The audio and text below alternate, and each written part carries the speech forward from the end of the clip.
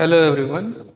Today we will be doing a dictation from Progressive Magazine, February 2026. I will be dictating exercise 21. We will start the dictation in 10 seconds.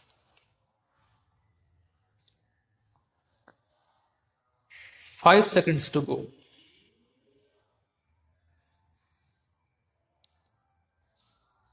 Start.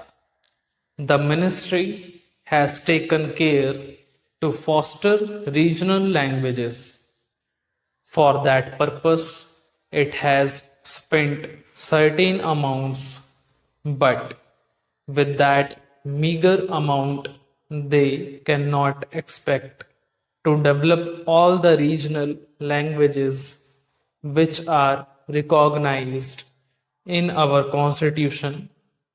Then there are certain languages which are not recognized but which are rich.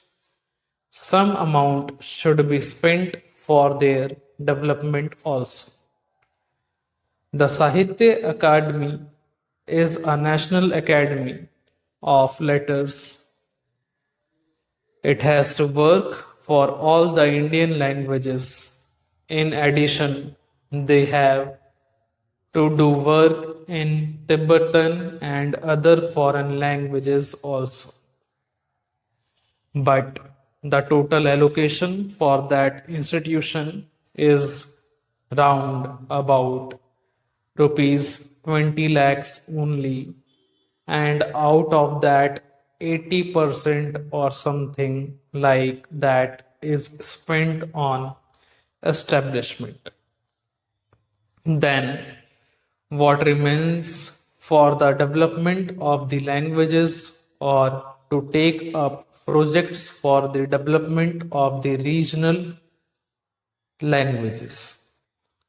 Therefore, I would urge upon the minister to take a special note of it if he is really desirous that the regional languages should be developed and give assistance and encouragement to the voluntary organizations and more particularly to the Sahitya Academy.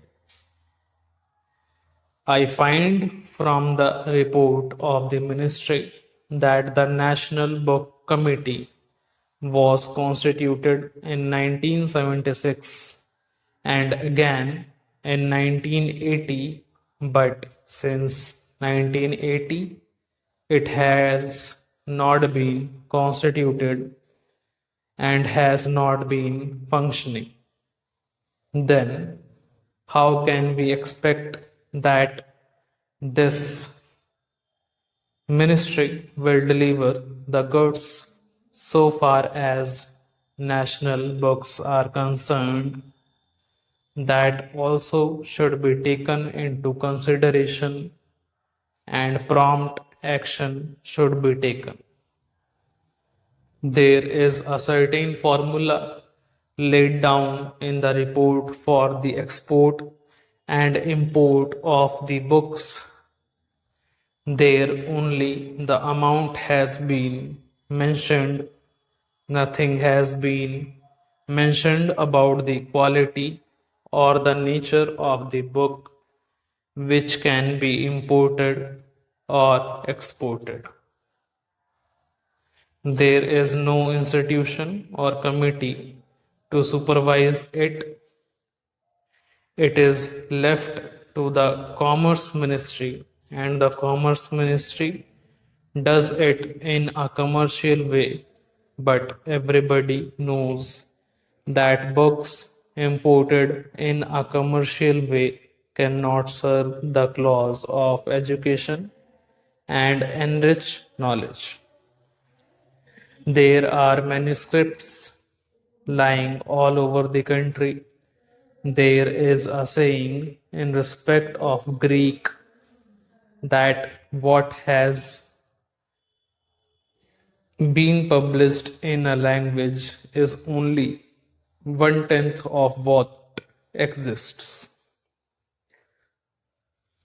So far as Sanskrit and other regional languages are concerned, what has been published is only 1/20th of the manuscripts lying all over the country.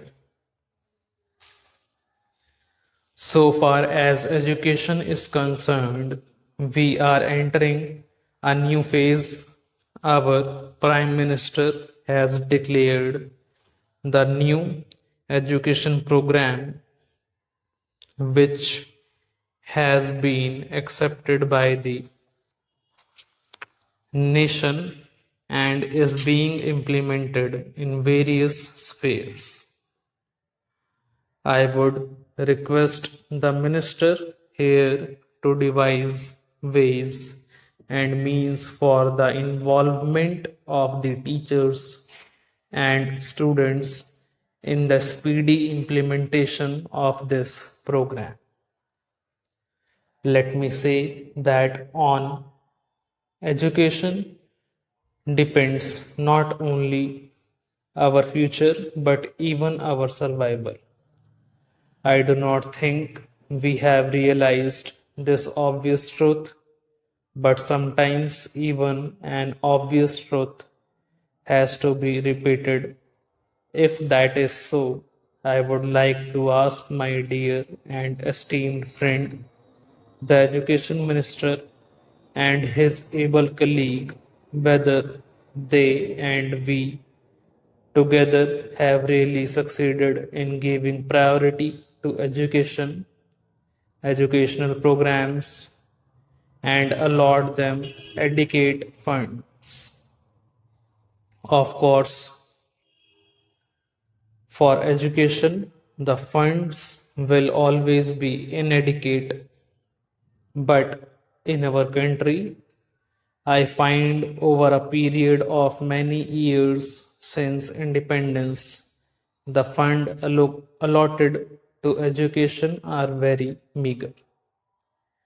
One argument advanced is, why do you want to spend more on education and create educated unemployed? I feel this is a contradiction in terms. If a person is educated, how can he be unemployed? It means we are not educating him properly. A truly educated man will always be employed. If nothing else, he will be self employed. But unfortunately, our education is such that even self employment has become almost an impossibility.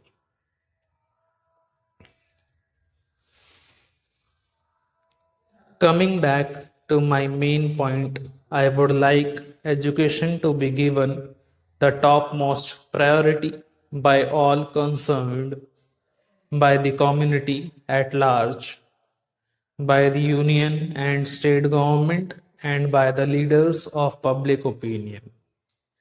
For many years, the education ministry is not represented at the cabinet level. I cannot imagine a cabinet of any democratic country where a minister of education is not a member of the highest policy making body, namely the Council of Ministers. If you want to spend money in other spheres, but if you do not consult and involve the education ministers, who is really to give you the manpower, you cannot get the desired results. You may have all economic programs, you may have all other developmental projects, but if you do not have the educated men to manage the various projects, you are not going to have real progress or development in the country. Therefore, I feel that as long as the education minister is not a member of the cabinet, and he is not a part of the council of ministers.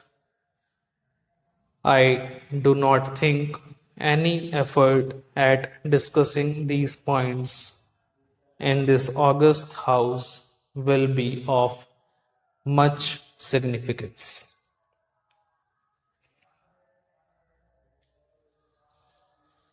Stop.